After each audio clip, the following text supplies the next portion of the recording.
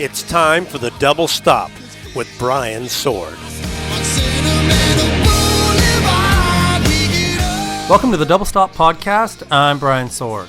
This week we have Darren Smith from Jakey Lee's Red Dragon Cartel and Harem Scarem as well. Got a big scoop on the Red Dragon Cartel bassist situation, touring bassist. But I'll let you listen to find it. But for Jakey Lee fans, it's kind of an exciting development. Okay, let's get right to it. This is my conversation with Darren Smith from the Red Dragon Cartel.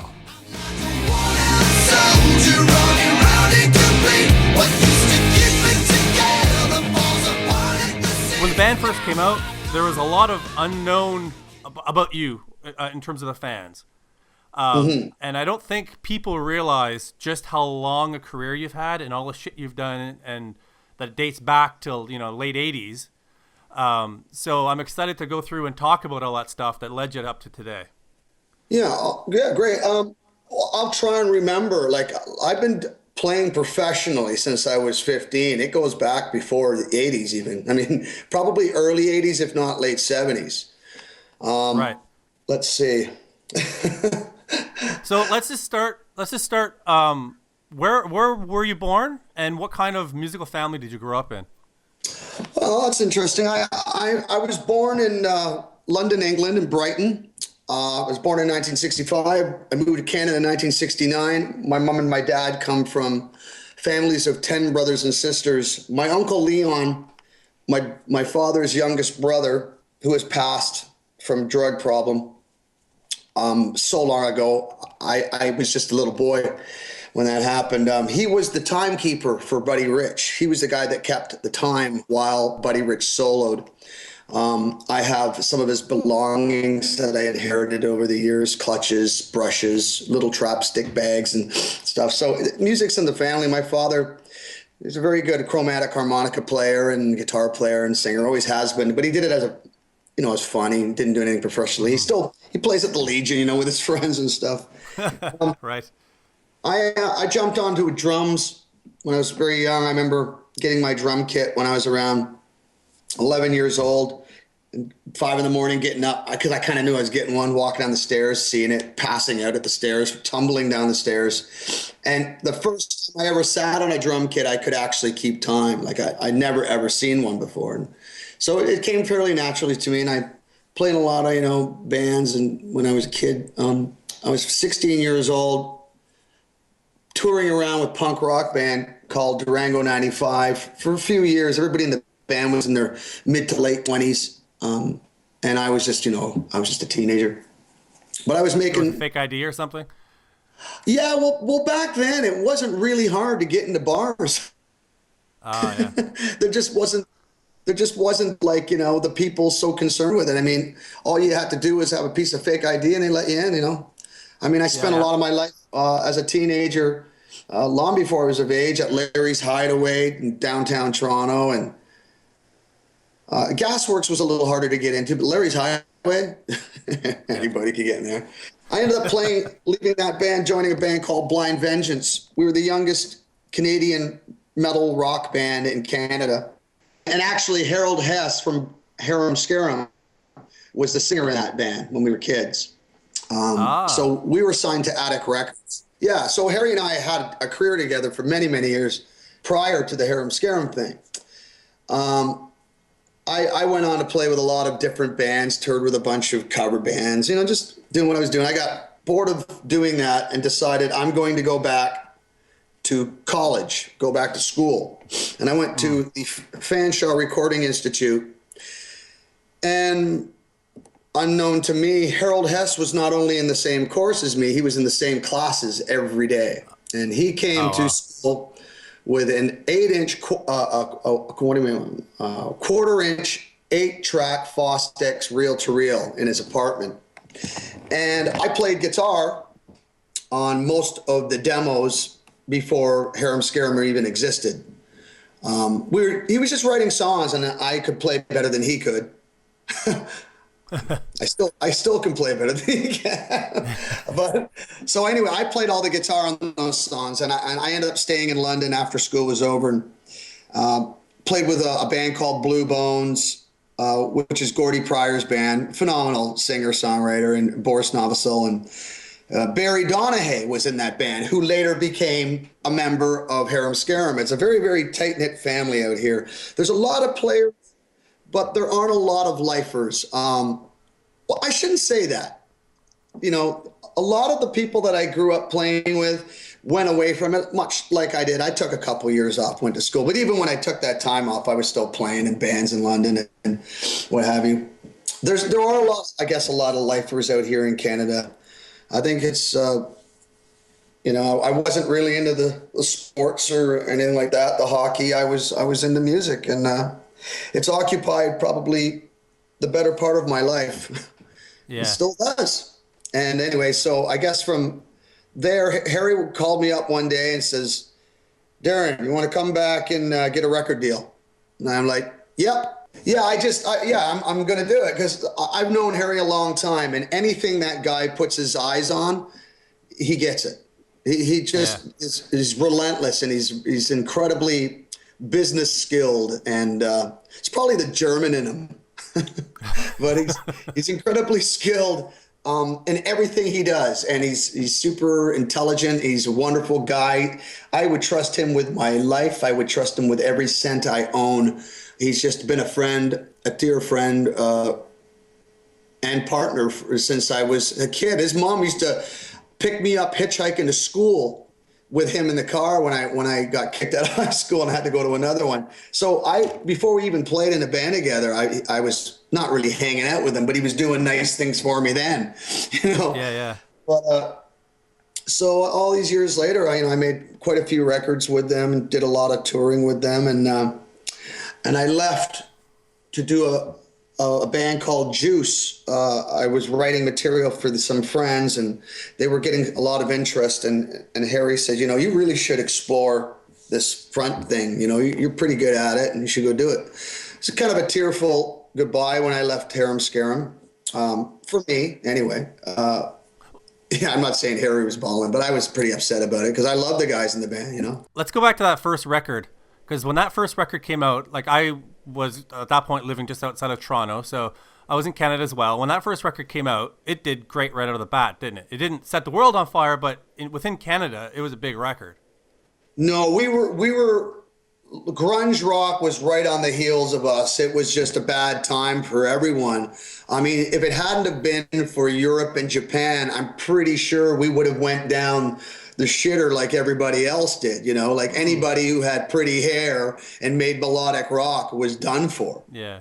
You know, there's still that your singles still played on Much Music fairly often. Like, I saw your videos all the time on Much Music. It was, but you could see the world changing musically. You know, it was a rebirth, which is always necessary. It's a necessary evil in the music industry. For it to exist, it has to be reinvented. Unfortunately, we were the heads that grunge had to stand on, I guess. Because I'd say Mood Swings definitely came out right as Nirvana were hitting. I think Mood Swings came out. Oh, maybe it was that one. I don't know. Yeah. I can't recall. It's been so long ago, but that record, it was our learning experience on how the big record companies do things, and it was unpleasant a little bit, but yeah, how so?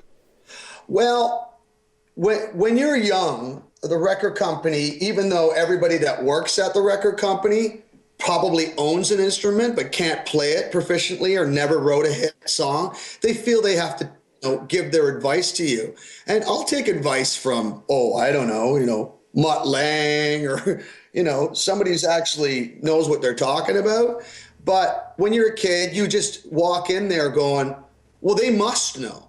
So you kind of listen to them, and then you find out soon enough that they're all full of shit. So we just said, okay, well, we're going to do this record on our own. So the second record, we did everything on our own. Not that, Kevin Doyle didn't help us, teach us a lot about recording. He just did Black Velvet. What's her name? Alana Miles. Alana Miles? Miles, yeah. He produced that record, which went, I don't know, double or triple platinum. That was huge. Yeah, and then we got to work with him. So we're like, great, but it got a little softer, some of it, but at the same time, it was our first record. I thought for a debut record, it was about as fluffy as we'd ever gotten, but I thought they were strong songs and they needed to be recorded, and it was an excellent first release and stepping stone. But I thought Mood Swings to us was us being us. Like, there was nobody in the studio but the four of us. And we did everything from put our fingers on the buttons to write it, to record it. The only time after we had Ludwig master that one, I believe. Don't quote me, but other than that, we did everything on that record ourselves with no outside help. And that record went on to be international. Yeah, that's where you really broke in Europe and Japan, yeah? Yeah, it was very, very funny because when you don't live there, you don't know what impact you have. I remember going over there to Japan for the first time, and it was a long flight, not like a flight none of us have ever been on before. It was like 18 hours, something ridiculous like that. So we all put on track pants, and we're scumming out, and we're just feeling horrible. And we land on the tarmac about 6 a.m., sun's barely coming up. We walk out, and there's like hundreds and hundreds of kids. Luckily, not everybody had a phone that had a camera in it back then, but we ran back on the plane and we're brushing our teeth and just trying to look presentable. Yeah, we had no idea the impact we had on the rest of the world. It was very strange, very heartwarming.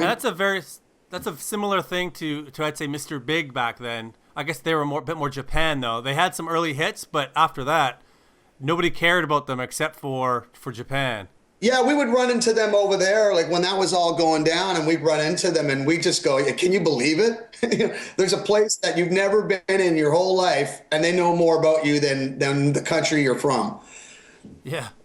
So you guys still did a few more records, like Voice of Reason, Karma, Big Bang Theory, and you were still with the band throughout those records, right?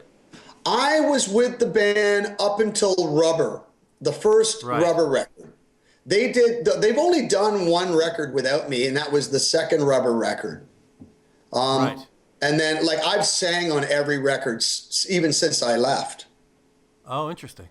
I do remember when Rubber came out, and it was a little weird to see you guys with a new name. At least in Canada, I understand other markets you stuck with Harem Scarem, but again, that name change. All of a sudden, I saw you on Much Music again. Yeah, see, we were trying to shed the hair band thing, and we didn't know what to do, and we knew that Harem Scarem had a stigma, and people would be more apt to closing their ears before giving it a shot. So we thought, you know what? Screw it. We can write good songs. We called the record Rubber here, but in Japan and in Europe, we called it Harem Scarem, and the title of the album was called Rubber. Right. Yeah. We were trying to save on graphics, I guess. I don't know, but I guess the guys have changed musically at that time.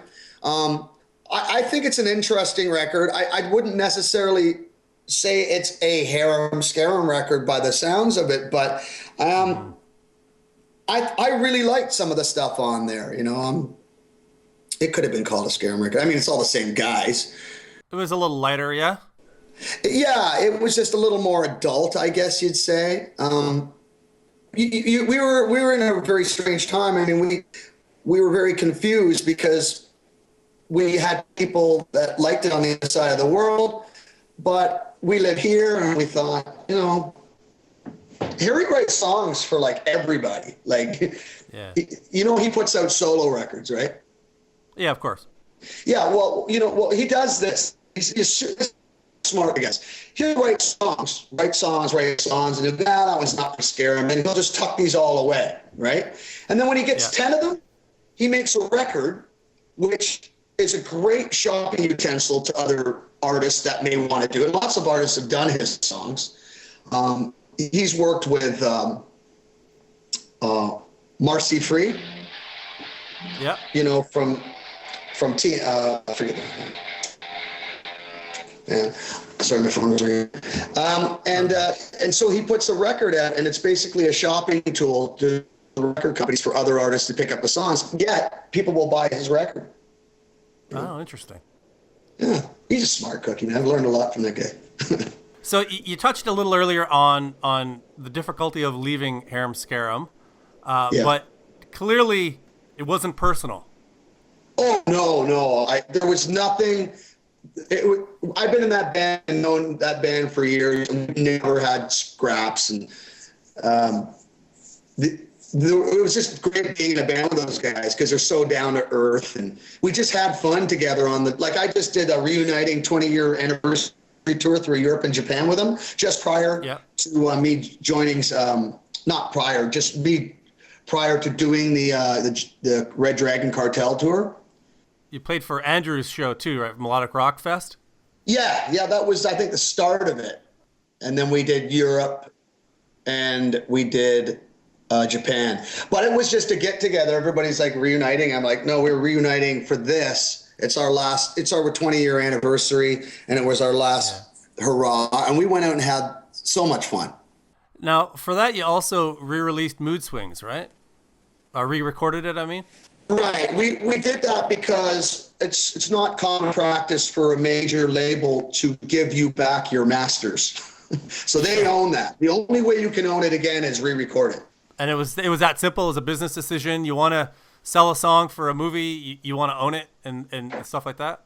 True. I don't think it was done for any other reason than it was the 20th anniversary of that record, and Harry wanted to own it again. And him and Peter wrote everything on there, and other bands have done it and had some success. Def Leppard have done it, and Harry owns a recording studio, so why the hell not? Yeah. And you played drums on that I did not play on the second one. Oh no. No, I'm not the drummer for Harem Scarem anymore. Creighton Doan is. Wonderful guy, very good friend of mine. And I initially was supposed to go on tour as the bass player and Creighton on drums, but something happened. I don't know if it was agents or if it were promoters or they just wanted me on drums. I don't really know any of that, but I ended up being on drums. And Barry, the bass player that I consider to be the original bass player of Harem Scarem, he couldn't do it because of the job he has with the bank. So he was really upset about it. And I brought Stan Mychek, who was my go-to guy out here in Ontario. I've toured with him in many bands, and he's such a great player. He came on and did the tour. So yeah, it was just a one-off thing. No, I didn't play on the record. I did sing on the record. Oh, okay. I did it right the first time. Now, I also understand that you spent some time in Helix as a guitar player. Yeah, me and Mike Hall from Killer Doors he told Brian he wants me on rhythm guitar, and I went and did a couple years with Brian. Had a lot of fun. Yeah. Toured Canada in the winter of all times. But that's always fun. Well, we were a lot younger then, I guess, and it didn't feel so painful. I wouldn't even consider it now. Tour Canada in the winter. I'd like, forget about it. Maybe I've smartened up over the years, but. Did you do any recording with them? Well, what happened was Brian hired me as a drummer, and we were doing some writing together, and then all of a sudden he just said, "Okay, well, I need you to play in Helix." And I'm like, okay. I don't really remember. We did some writing for the Brian Vollmer stuff, but I think I had my hand in some stuff. I don't know if it was used with the Helix thing. Brian's so busy all the time recording someone, something, somewhere. I think I puts a record out every month. Yeah, I know he's working on one now with Sean Kelly. He's a workaholic. Yeah, Sean Kelly's a really good friend of mine too. We were trying to just prior to the me getting the Jake gig, me, Sean Kelly, and Dave Langeth from Nelly Furtado were trying to put a band together. Oh, right. But everybody's so busy we couldn't even, rehearse. Now, somewhere along the line, when was it? It was like 2004-ish. You did Keep the Spirit Alive as the Darren Smith band. Tell me about that. I think that was originally going to be Black Star, right? Yeah, well, that's what it was supposed to be. And then I guess the Germany pressing company out there decided to put my name on it. It's not like I got the coolest rock and roll name in the world, but anyway, yeah, they did what they wanted. I was probably pissed off for about 8 seconds, and I just whatever. Harry called me one day, probably around the time I was working on a record with him. Like he would call me, goes, Darren, I need you to come and sing for 2 or 3 days with me. Me and Harry do all the vocals, all the backups on every Harem Scarem record, just me and him, and we love doing it because it's the first 15 minutes is rough, and then after that we just go, holy crap, how do we do that? But anyway, he says, listen, people are in Europe and Japan, they want you to do a solo record. And I'm like, oh, really? So I packed up my van full of recording gear, drums, guitars, bass amps, and I went up to a cottage up in Cobaconk, and by myself, I played everything on the demos and sang everything. This was actually, I was up there when 9/11 happened, and I had a cell phone, but I turned it off just so I could concentrate. And I guess it was long enough ago that cell phones didn't, infiltrate our lives as much as they have now. But I didn't even know what was going on in the world. I had no idea that New York had been attacked. And 2 days later, I call home and find out, and I'm getting my car and race home with all my gear. And that's where Keep the Spirit Alive came from.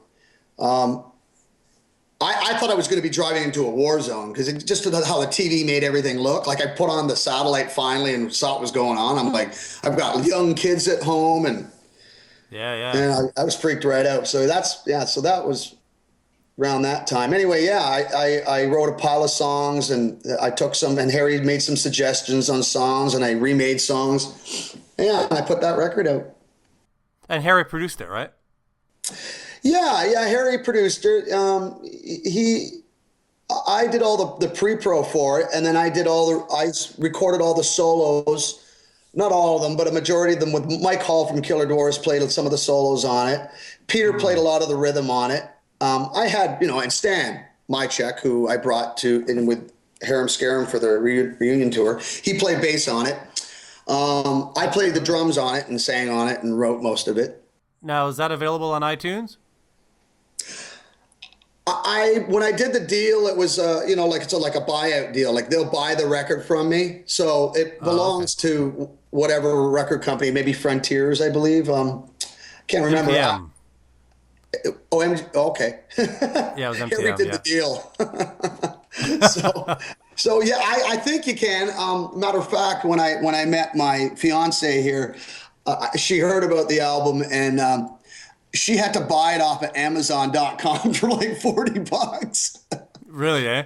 Yeah, I felt like quite a douche because I don't even have a copy. I still don't have a copy. I had a box, but all my friends and family took them.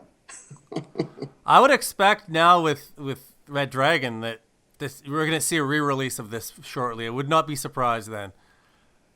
Oh, I've got the one copy that I got of Red Dragon was sent to me by a dear friend in Japan, Keiko, who is good friends with my girlfriend. So I was in Vegas with the boys, and the record's not released here. It was released in, I think, December in Japan.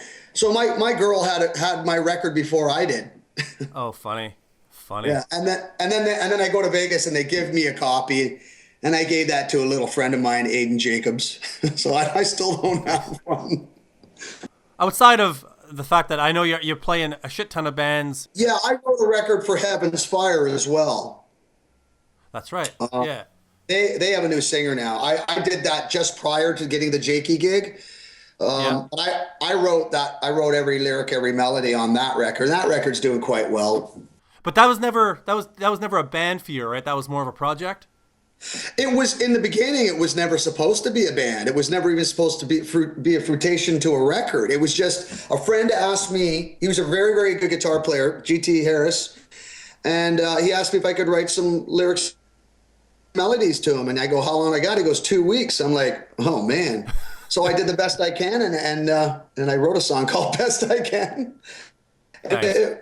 It actually, I'm pretty proud of the record and the time frame I had to deal with it. Strong melodies, I took everything I learned from being in Harem Scarem, and I think I did a really decent job on it, and people really liked that record. I managed to actually have a couple of cases of those CDs in my basement. So let's talk about Red Dragon now.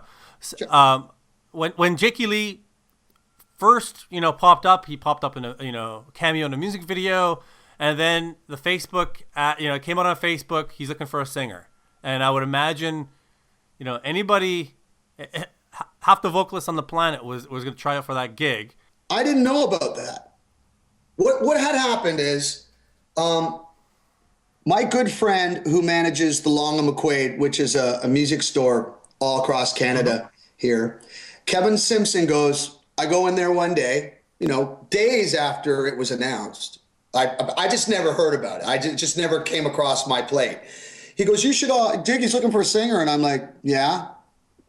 He goes, you should send something in. I'm like, well, what do you want with a Canadian guy? I mean, there's tons of guys in America that probably would go for the gig. He goes, well, it won't hurt. And he goes, send him that Bastard video you just shot with Mladen. I had a band called Bastard. And I was Ugly Bastard, and we had Sick Bastard. Anyway, we did this video and wrote a bunch of songs together. And it was pretty intense, hard, kind of punky, kick-ass rock. Really, yeah. It was actually YouTube titled it Most Offensive Rock Video on YouTube. Oh, nice. And that's guitar player from Von Groove, right? Mladen? Yeah. Mladen, yeah. A friend of mine. I write with. Yeah, I'm a full-time musician. I write with anybody I can get my hands on who wants to. I played at one time in like 10 bands at the same time. Yeah. Yeah, but anyway, I sent in the Bastard LA Horror video, and I sent a song that I had written when Slash was looking for a singer for Velvet Revolver. Lots of people I know wrote their versions. Anyway, I sent mine in. Turns out Kevin Churko also produced the demos that Slash was doing for Velvet Revolver, and Kevin Churko goes, that's the best version of that song I've heard so far. Who's this guy? So Kevin Churko was the first guy to say, that guy's a contender. I don't know. I heard there was thousands of people, but I don't know. Jake didn't want to look at 1,000 people. So he says, I'll tell you what, you guys, Kevin Churko and Ronnie Mancuso, you guys look at these people, and when you find somebody, let me know. So the first guy they showed them was me. And he goes, they go, well, what do you want? He goes, I want that guy.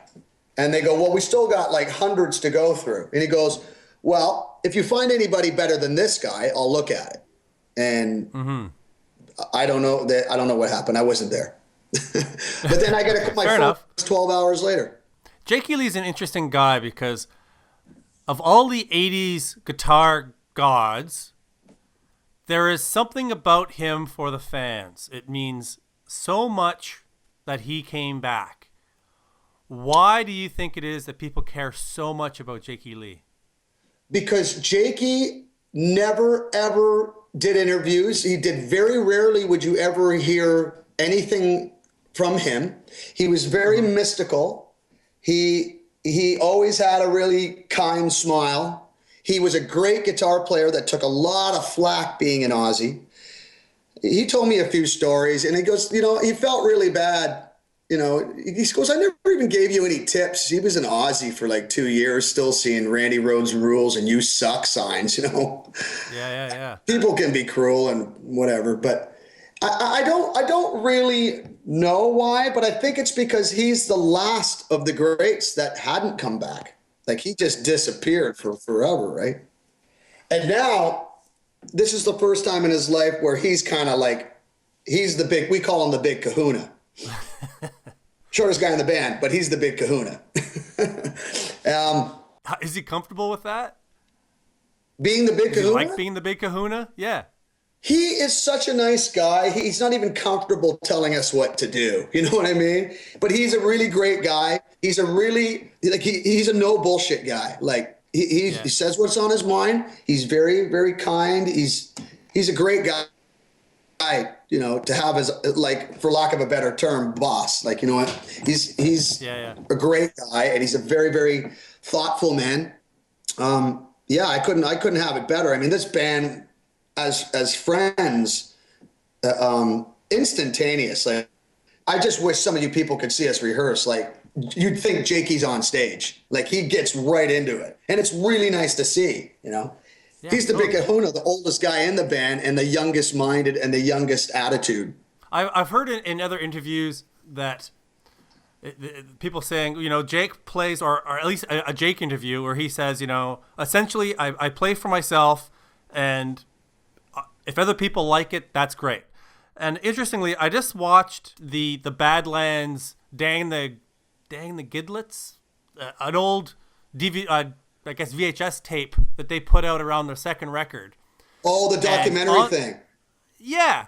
And on that, the bass player says, oh, the thing about Jakey Lee is that he plays for himself, and if anybody likes it, that's great. He said the exact same quote back in like 91 or something.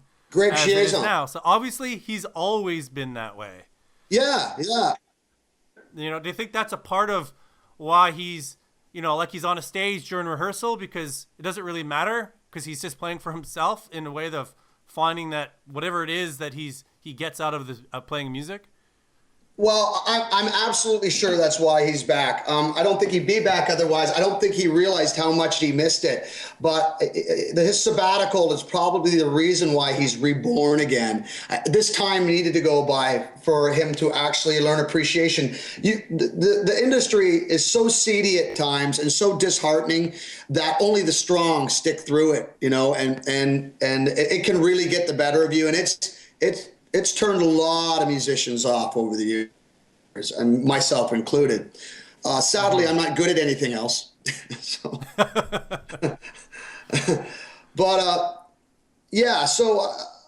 Jakey does it for the right reasons. And to be honest with you, I am so tired of we do it for the fans. Well, the fans are there if what you do is good when they're not there. You know what I mean? Yeah. When you're making a record, the fans aren't there. They have nothing to do with that. That record is made for you. You make that record for you first. You know, if you don't like it, then it's not an honest record, right? It's true. Yeah. I've always felt that way, but I never said it because I didn't want to come off like a douche. But I guess you saw the EPK that we did, right? Mm-hmm. Yep. Yeah, I thought Jake was the coolest on that thing. Yeah, he came off great. Yeah. I liked it. Now, for the recording of this record, I read that you guys did your vocals via Skype. So you're in your studio in Toronto, and then the guys are down in Vegas. And around the same time, I read an interview with the producer for the new Springsteen record, and he was talking about how Springsteen was on tour in Australia, and he was in LA, and they did the same thing. It was recording via Skype, and he said it was totally fine. It was like no different than anything else because it's no different. Usually he's behind a wall of glass anyway. Tell me about that experience and what it means to be able to record that way. Well, we didn't know. I'd never done it that way before. What people need to know is that when you record via Skype, they're not recording your voice in Vegas. Oh, of course not. Right. Okay, no, but some people think that because I see. The bandwidth just wouldn't hold it, right? No. So yeah, you just upload all the tracks and then you do it in the same format, you know, Pro Tools or whatever, and it'll all line up. I'll tell you what, it's probably even better because you don't have to lean forward in the control room to hit the talkback mic. they can cut me off if I do something that they didn't like. Can stop me right in the middle of it in my headphones, and they can see me and I can see them.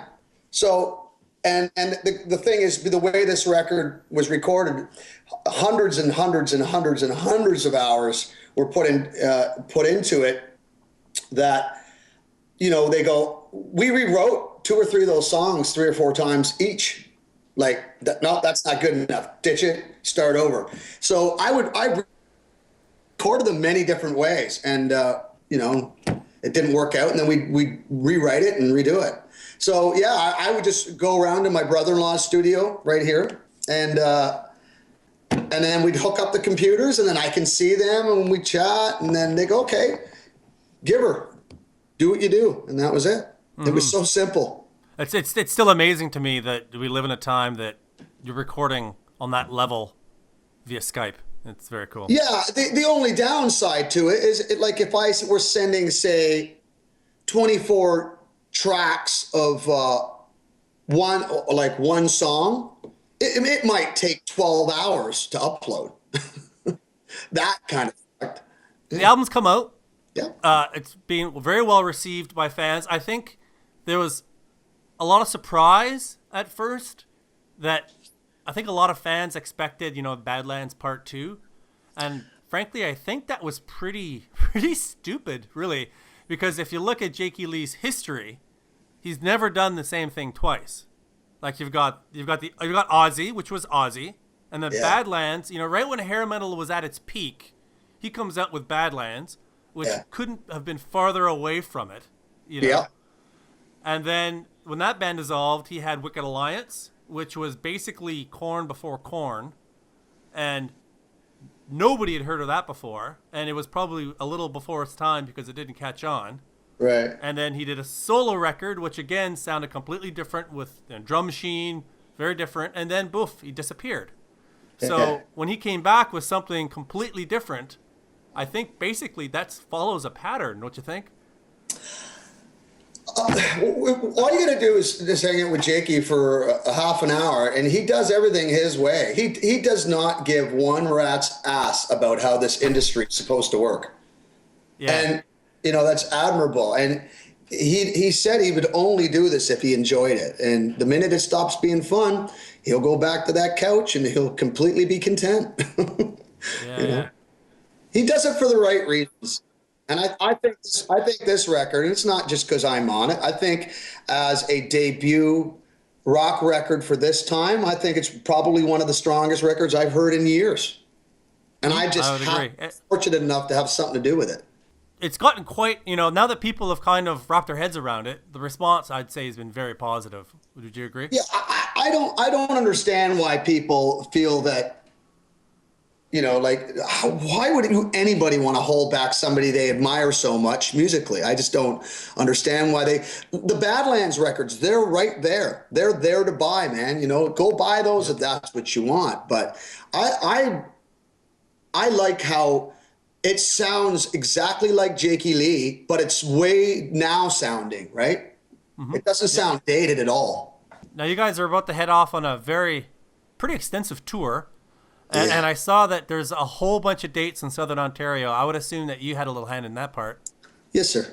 And how does it feel to be, at this point in your career, on a shit-hot band and doing a very extensive tour of your home ground? Well, it'll be nice to do a handful of shows where I won't be judged. And that's all I want to say about that. But I'm doing it because I'm blessed to have so many friends out in this part of Canada, not to mention all of Canada. We're going to do an extensive tour in the summer through Canada, but to keep it safe, we're going to stick to Ontario for this little batch. All my friends would tear me a new one if I didn't do all these shows. Yeah, exactly. Yeah. And how is Jake with doing such a big tour? He seemed to be a little on the fence about it earlier in his interviews anyway. Yeah. Well, I mean, it's he hasn't done it in so long. It's probably kind of making him go, holy crap. But we do it a different way now. Like it's not party, man. It's like work, drive, work, sleep, dry. You know, it's going to be grueling. Yeah. I think there might be some shows that are going to be moved. I won't know until I'm out there with him, as like this tour is seriously extensive. But once we get, a couple of weeks into it, we'll find a rhythm, and I'm just really looking forward to the band getting seasoned. Yeah. It's like, obviously it was trial by fire from when your gigs started, because you were such a new band and there was a lot of attention. Yeah. So having the opportunity now to go and do a proper tour, Right. I'm sure is going to be great for the whole band, and probably will definitely have an effect on the next record. Yeah. You want to know a little secret? I do. Our first show is in Tempe, Arizona. I don't know if you're aware of this. I heard it got out already, but I don't think anybody up here knows. Greg Chiazon from Badlands is playing bass with us at that show. Shut up, really, eh? Yeah. That I'm a bass player myself, and his bass playing in Badlands is so fucking great. Yeah. He's such a good I don't know player. what's going on, and I don't even want to speculate. But I like Ronnie. He is so busy. He's making Papa Roach records, Ace Frehley records, In This Moment records. I don't even know what's going to go on, but yeah. So I don't know if it's a permanent thing or what. Our drummer Jonas Fairley from BC, he's flying out to Tempe, and they're going to rehearse before I get there. Yeah. And so I'm looking forward to it. It's all interesting, and Jake really loves Greg, so it's just sort of I guess it was just a necessary thing to do for that one show. Yeah. I don't know what's going on, but Badland fans are going to lose their mind. And he's from Tempe, so he's probably a little hometown hero. So I'm pretty sure it's pretty well there. Now you guys are booked onto the Rock Cruise, the infamous Rock Cruise. Are you excited for that? Rock, yeah. I'm more excited that my little brother Russell Dwarf from the Killer Doors is going to be on it with his band, because he did it last year, and he wanted me to come play guitar for him, and I had too many shows up here, but now we get to hang out and actually take a vacation together with our wives and just chill out and listen to Tesla and Cinderella, and holy crap, it's going to be cool. Yeah, I'm going to be on it too, so I'll be sure to come up and say hi. Wicked. Make sure. I went on the first one, and then I skipped last year, and I'm going back this year with my whole family, and it's very funny because you get the fans, and they've all ditched their kids. They're going to party, and then you get the bands, and for them it's a paid vacation. Yeah. So they got their wives, their kids, the whole family's out there. So the only kids on the boat are the Rockstar kids. Yeah. Yeah. So are you going to be taking your whole family? I understand you got some kids. Yeah, I have 3. Are they coming along too? Huh? Are they coming along on the cruise too? No, we're taking them to Japan with us. The cruise is the first time. I didn't know what it was about, and from the pictures I've seen, I didn't see any kids in any pictures, so I don't know what it's about. So I kind of opted not to. I'm just taking I'm going to be away for about a month before I get to see my wife again. So she's going to come, and she's coming out with Russell's wife from the Killer Doors. They're old friends, so it's going to be fun for them to hang out. I won't have to worry about her being bored and me talking shop all day long, Yeah. But no kids this one. But we are bringing them all to Japan with us.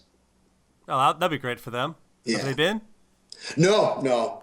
I've been about, I don't know, 13, 14 times. I love it there. Now, this big tour you're gearing up for, when's the last time you've had that big a tour? Well, like I said, the Harem Scarem reunion thing, it wasn't that big, but I tell you, it was the most unorganized, hell-driven tour. I think we did. Oh, really? I think we did 14 countries in 15 days. It was just airports and waiting and luggage lost and blah. It was awful, and drives. You'd land in Germany and drive for 5 more hours. It was just like, what the hell? There's no agent in the world that's really concerned about how long you got to sit in a car, No, I don't think so. I don't know why that's that way. This tour, though, we're taking a very nice tour bus, so it should be at least very comfortable. All right, Mr. Darren, thank you very much for your time. I think we've pretty much covered most of your career here. Almost a book. Okay, well, good luck with the tour, and I'll definitely be looking for some YouTube videos of the show with Greg in the band. That's exciting. Or you never know. You might even meet him on the boat. I don't know what's going on. That's all I'm saying. All right, cool, man. Oh, so make sure you come over and say hi. I will.